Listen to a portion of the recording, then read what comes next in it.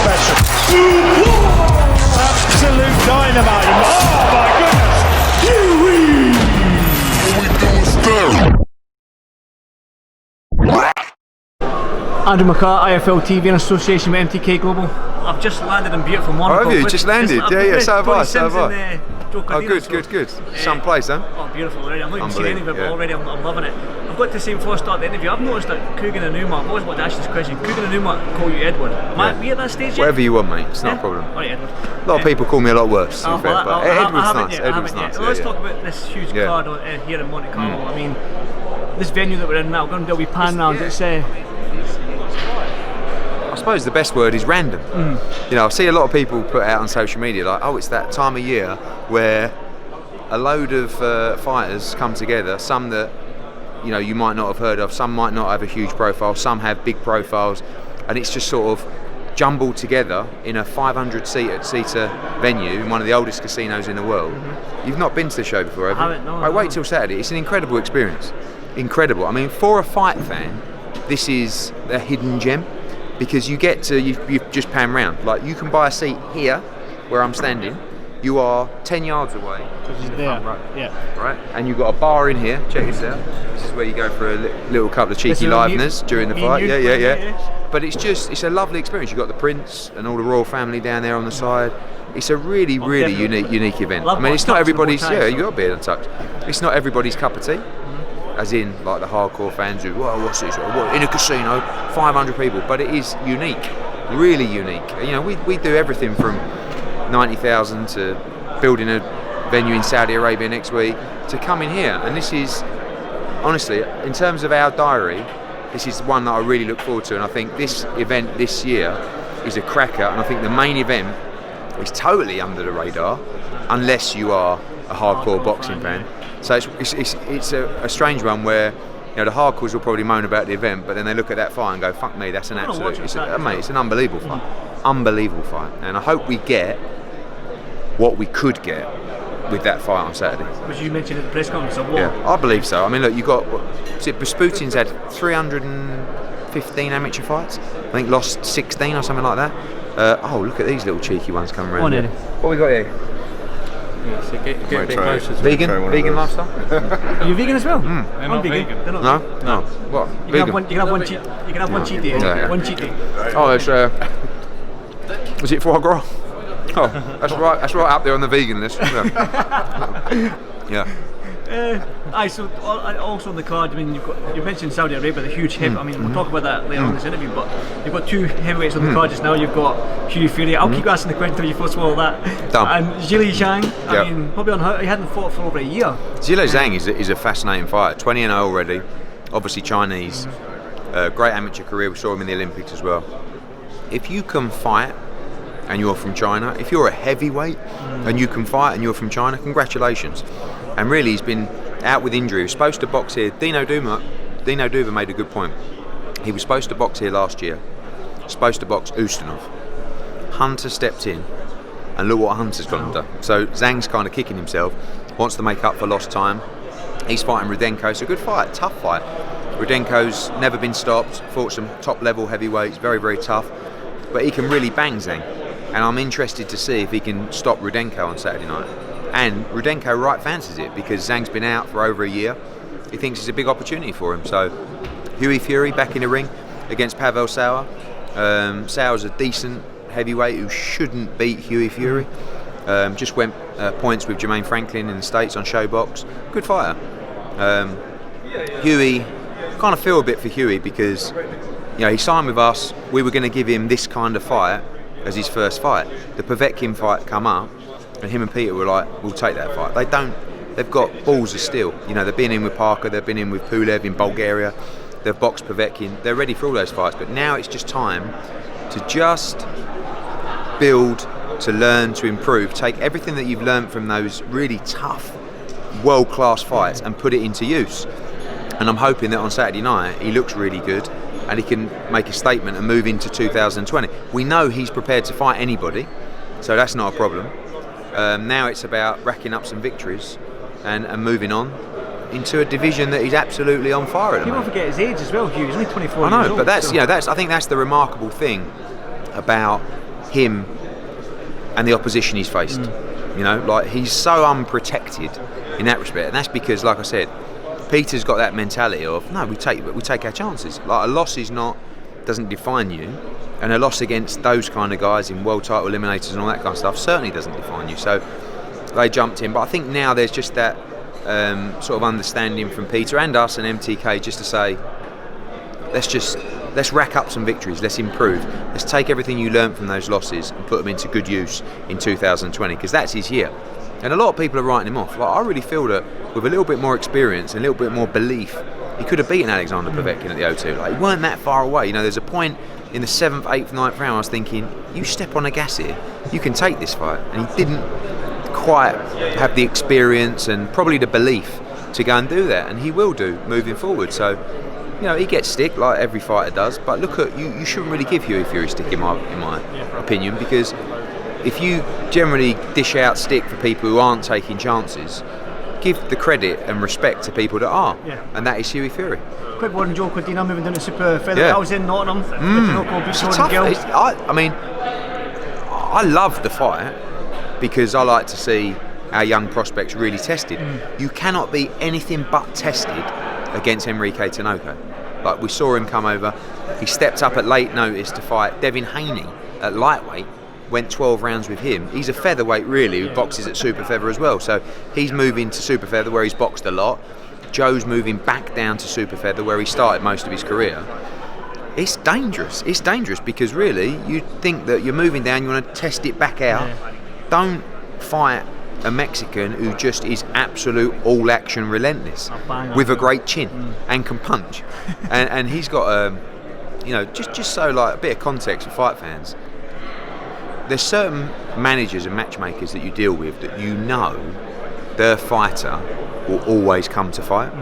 He's represented by a guy called Paco from Paco Presents in Mexico. His guys always come to fight.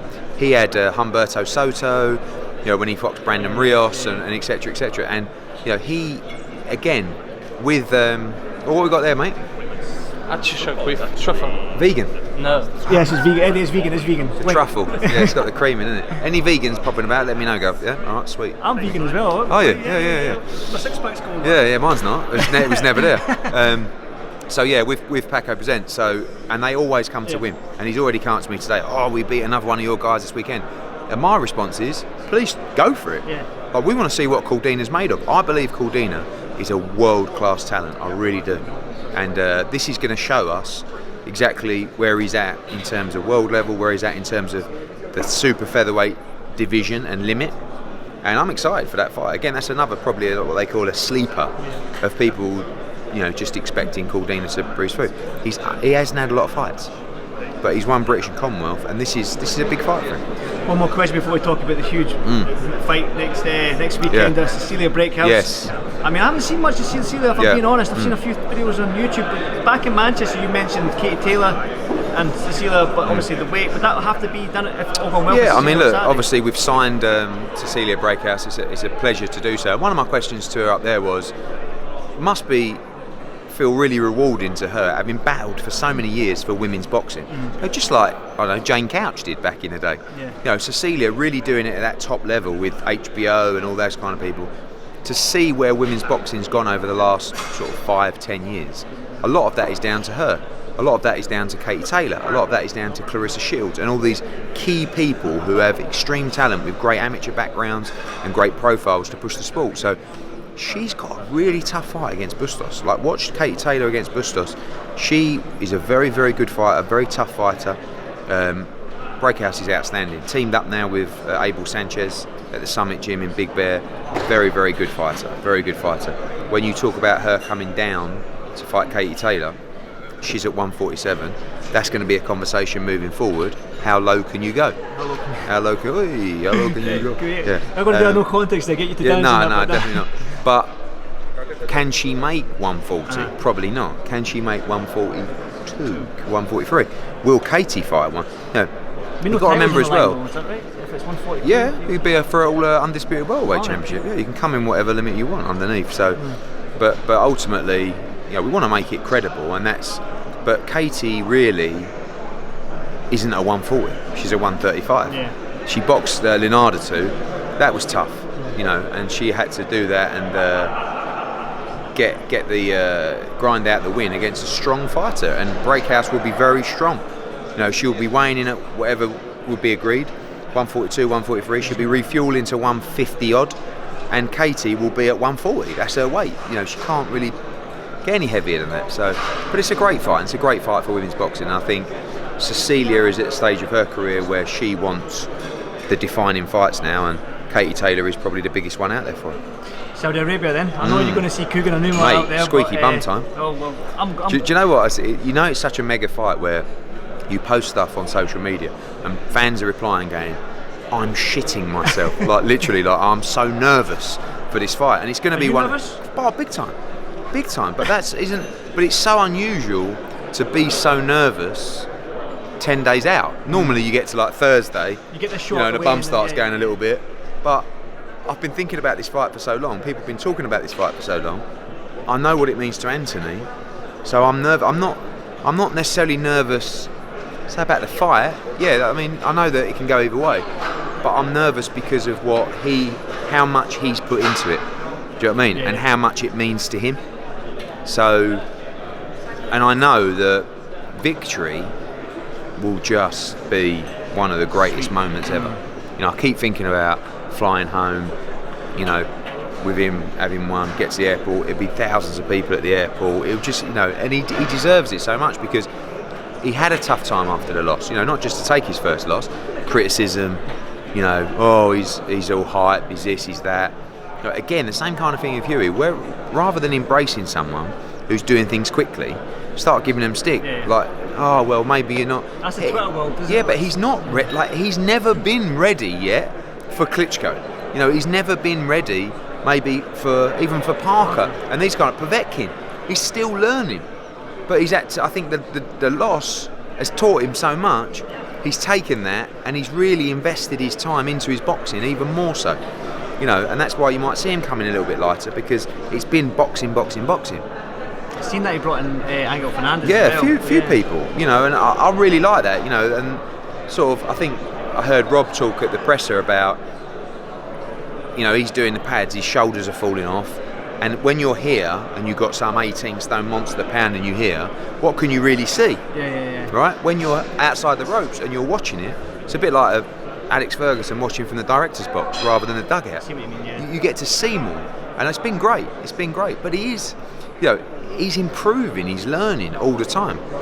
But you don't really get the opportunity to put that into practice outside of the ultimate pressure cauldron, if that makes sense. It's not like you go, well, what we're going to do is you've brought in these new trainers and Rob's now overseeing everything and, you know, moving away from the pads and watching. So what we're going to do is we're going to have a 10-rounder to put that into practice, to work on everything you've been working on. Yeah. No, you're going to rematch Andy Ruiz in Saudi Arabia in front of the entire world, you know? So, and this was like, you know, I said to him, do you want a comeback fight? Fuck that. Comeback fight? Imagine the stick he'd get for a comeback fight. So it's like, no, I can beat this guy, and that's what I'm going to try and do.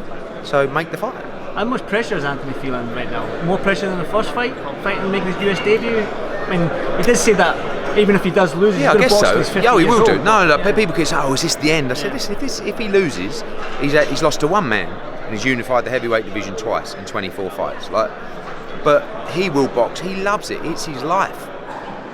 But the pressure, does he feel the pressure? Well, probably in a good way this time.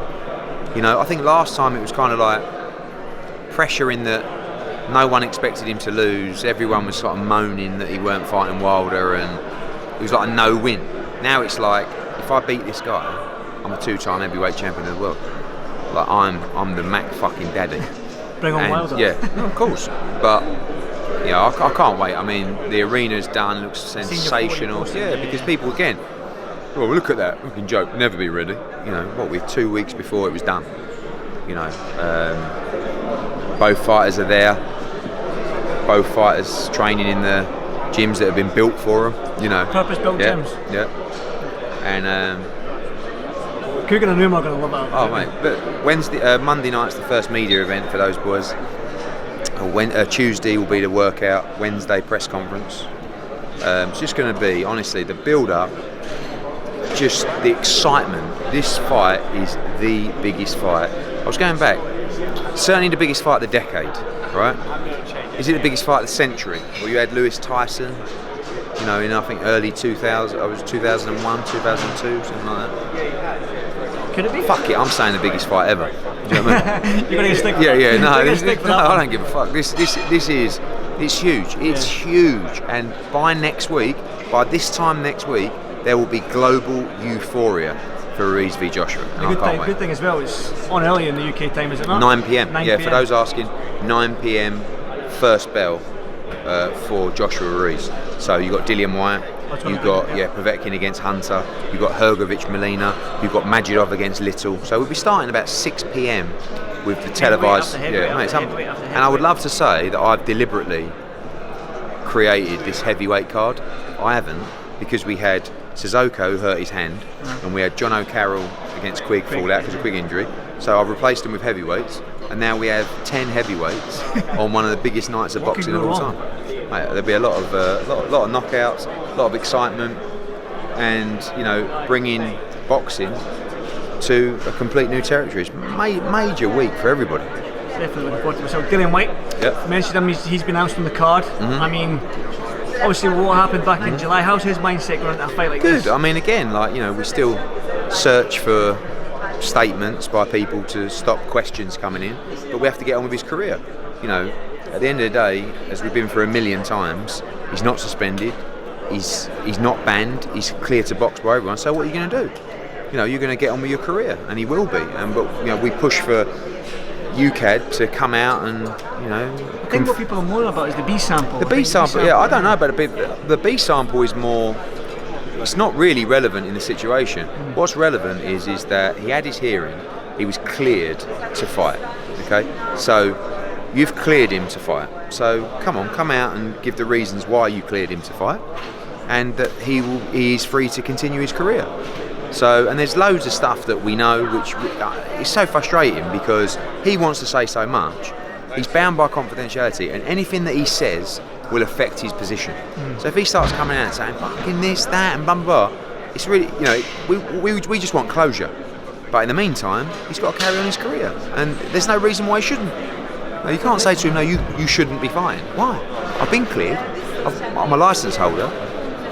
You know, I've not been found guilty. I've been cleared to box. So how can I not box?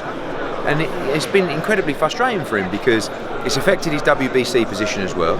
But you know, Can you appeal that? Yeah, we will be. But you know, again, like with the franchise situation, it's almost like you know what's going to happen, don't you? Dillian becomes mandatory. Boom! Great news. Dillian, you're fighting for WBC. Yes, but Wilder, you're franchise champion. And Dillian, you're boxing number 2, and it's not what we want. I know you stand in the franchise champion. Yeah, and again, look, I can't stress enough how much good stuff the WBC do. Franchise champion is not one of them.